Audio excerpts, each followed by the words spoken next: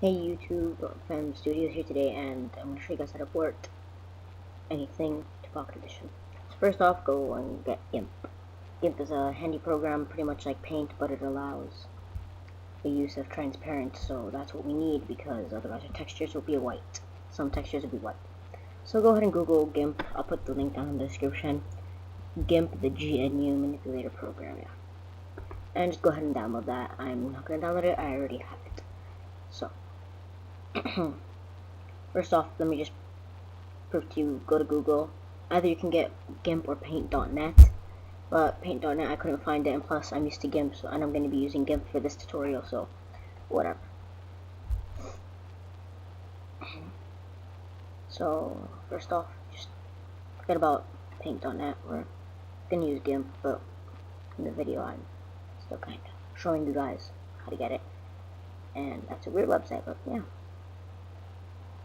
So first off, I'm Belladeath, for those of you who don't care or don't know. I'm gonna prove to you now in a second that I am. Let me just go to my topic, and top right corner, I am signed in. So,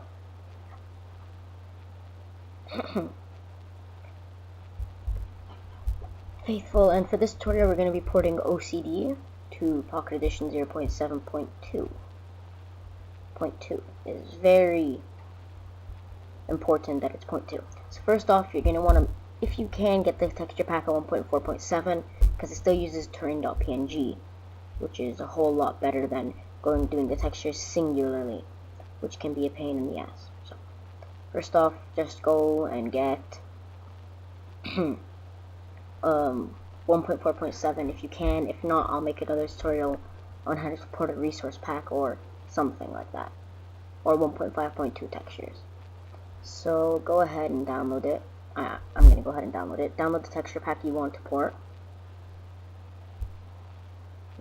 Download done. Okay. Come on.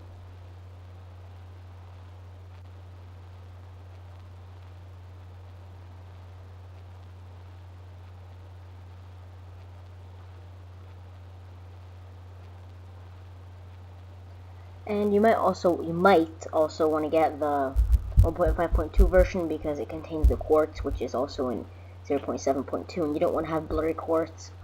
Now, the only way you're going to get blurry quartz is actually if your texture pack is a higher resolution than the default. Otherwise, if you want, you can copy it from the default, but if you want to get in the mood and copy the quartz, then get in the mood and copy the quartz from the from singular files, not from the terrain.png in 0.5.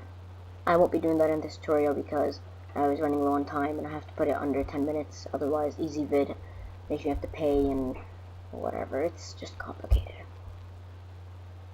So I'm going to open up the default terrain.png, which you should also get if you want to do this. Oh, and it's opened down there. Yeah, down there. Okay. Now you're just going to zoom in a little bit. I have a little bit of trouble because the stupid EasyVid thing's in the way.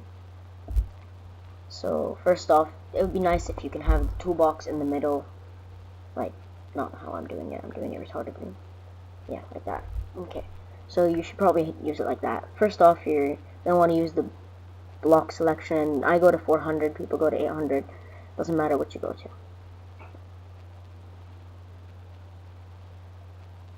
And you're just going to want to drag on the parts that I know that are not in Pocket Edition, which is that corner there. That on top of water a little bit next to the, well, you just to drag out the parts that should contain other stuff that are for Pocket Edition. So first off, we're gonna get rid of everything in here. In this tutorial I get rid of the water because I'm stupid, and then I end up going back and redoing it, which also got me low on time. Otherwise I would have done the quartz, but I got out the water. You don't want to cut out that water that I cut out. It will cause some problems. So, yeah. And now I have to go find the place for the chest, because on the PC version the chest runs on a separate terrain.texture file, not on the same one.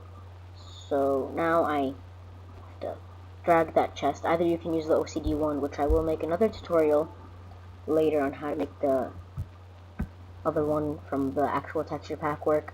But for now, I'm just using the default because anyway, the other ones are a little bit buggy. So, whatever.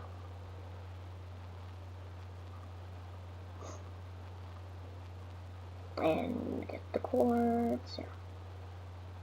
And in this one, I got the rail with it. Usually I don't. Usually I take time, but I'm kind of rushing through here.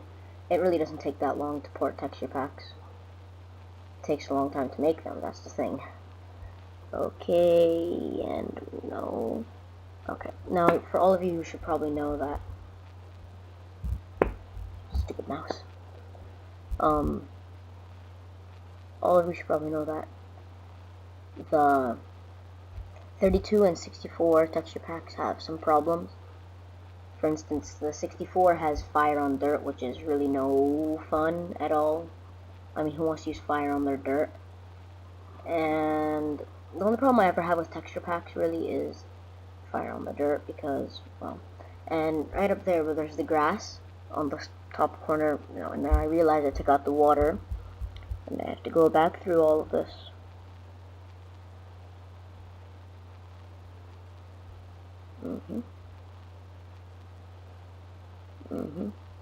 Okay. Now the problem that I have with this, the grass on top of the leaves, I don't know if you can see it. It's next to the nether reactor. Yeah, 1 minute. It'll go still for a second, and you'll be able to see it. So, did I get the lava? Oh, I got the lava. I think, yeah, I got a part of the lava. Did I? I don't know. So, the grass on the top right next to the water, that should be the OCD grass, but Pocket Edition kind of uses if you don't use that grass right there, and when you're holding grass in your hand, the top of it will be blank. Just, you'll look like you're holding a 2D dirt, so you kind of need that. But since we're not doing it with any GUI, which is the block GUI, the item GUI, it's okay to use the default grass. Otherwise, I prefer using the not default grass. Okay, and we don't need those dots. No, I don't really know what they're for. I just copy them anyway. Most of my texture packs, the ones that I'm lazy, I don't copy them. I have to go back up and do the chest again. Okay. And I like to take out the fire. I don't know, I just prefer taking out the fire text because it's just with the texture pack and they're just really mean about it, so whatever. And here I got a piece of the diamond and the iron, then I went along and fixed it. So for now I'm going to, there we go. Okay. Export it and save it. I just saved it as terrain.ocd, terrainocd.png. You can save it to whatever you want to call it, but if you want to be able to use it in game, it must be named terrain.png. Okay, now go ahead and exit out GIMP, close without saving if you don't want to ruin the original textures, and go ahead and you're going to want to make a new folder and put your terrain.png in there. Mine, I just named the file OCD, Pocket Edition PE, and you go ahead and do that. Now you want to go and get the mobs. So there's no terrain, there's no armor, nothing for this texture pack, but if there's armor and mobs, and you just want to copy the armor and the mobs. If there's clouds, copy the clouds if you want. Most of the time they don't change the clouds, but if you want, you can copy them.